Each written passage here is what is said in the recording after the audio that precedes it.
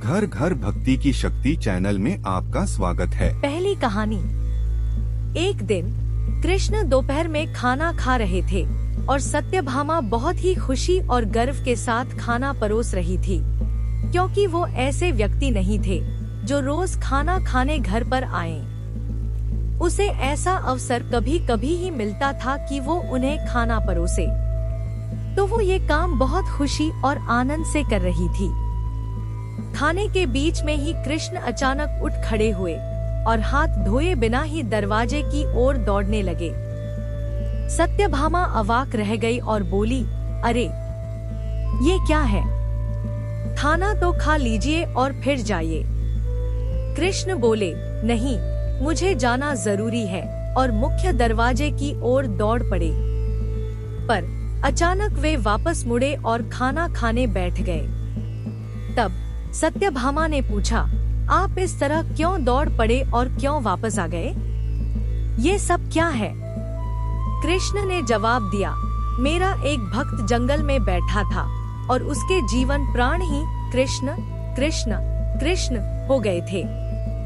मैंने एक भूखे बाघ को उसकी ओर आते देखा तो मुझे जाना पड़ा।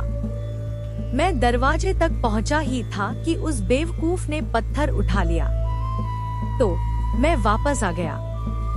अब उसे अपने आप ही अपनी परिस्थिति संभालने दो। दूसरी कहानी। एक बार कृष्ण के जन्मदिवस के अवसर पर उत्सव मनाने के लिए बहुत बड़ी तैयारियां की गई थी। नृत्य, संगीत और भी बहुत कुछ। लोग बड़ी संख्या में इकट्ठा हुए, पर कृष्ण घर में ही बैठे रहे। वे शायद उसमें भाग लेना नहीं चाहते थे। वैसे तो कृष्ण हर तरह के उत्सव के लिए हमेशा तैयार ही होते थे, पर इस दिन किसी वजह से उनकी इच्छा नहीं थी। रुक्मिणी आई और पूछने लगी, नाथ, आपको क्या हो गया है? क्या बात है? आप उत्सव में शामिल क्यों नहीं हो रहे? कृष्ण बोले, मुझे सिरदर्द है।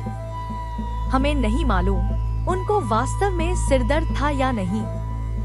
हो सकता है कि वाकई हो, और ये भी संभव था कि वे नाटक कर रहे हों, क्योंकि उनमें वो योग्यता थी।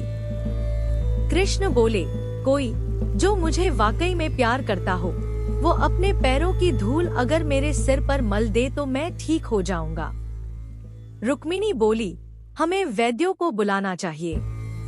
तो वैद्य आए। उन्होंने हर तरह की दवाइयां दी। कृष्ण बोले, नहीं, ये सब चीजें मुझ पर असर नहीं करेंगी। लोगों ने पूछा, तो हमें क्या करना चाहिए? तब तक बहुत सारे लोग इकट्ठा हो गए थे। सत्यभामा आई, नारद आए। हर कोई परेशान था। क्या हो गया? क्या हुआ है? कृष्ण को सिरदर्द है। हम उन्हें ठीक करने के लिए क्या करें? कृष्ण बोले, कोई जो मुझे वाकई में प्यार करता हो, वो अपने पैरों की धूल अगर मेरे सिर पर मल दे तो मैं ठीक हो जाऊंगा। सत्यभामा बोली, ये क्या बात हुई? मैं आपसे बहुत प्यार करती हूँ, पर ये नहीं हो सकता कि मैं अपने पैरों की धूल लेकर आपके सिर पर लगाऊं। हम ऐसा काम नहीं कर सकते। रुक्मिणी रो रही थी। हम ये कैसे कर सकते हैं? ये तो आपका अनादर होगा, अपमान होगा। हम ये नहीं कर सकते। नारद भी पीछे हट गए। मैं ऐसा कुछ भी करना नहीं चाहता। आप स्वयं भगवान हैं। मुझे नहीं मालूम कि इसमें क्या रहस्य है। पता नहीं इसमें कौन सा जाल होगा। मैं अपने पैरों की धूल आपके सिर पर रखूंगा तो हमेशा नरक की आग में जलूंगा। मैं ऐसा कोई काम नहीं करना चाहता। चारों ओर बात फैल गई। हर कोई सदमे में था। हम ये काम नहीं कर सकते। हम सब उन्हें बहुत प्यार करते हैं, पर ऐसा करके हम नरक में नहीं जाना चाहते। उत्सव मनाने के लिए लोग कृष्ण का इंतजार कर रहे थे, पर कृष्ण अपना सिरदर्द लेकर बैठे थे। फिर ये बात वृंदावन तक पहुंची।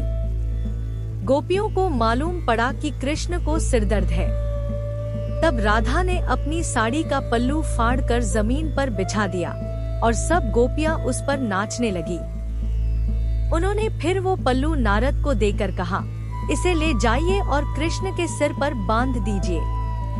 नारद वो धूल भरा पल्लू ले आए और उसे कृष्ण के सिर पर बांध दिया।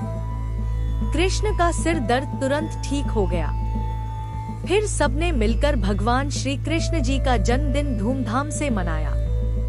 आप लोगों को ये कहानी कैसी लगी, कमेंट करके जरूर बताएं। हमारा उद्देश्य है घर घर भक्ति की शक्ति को पहुंचाना।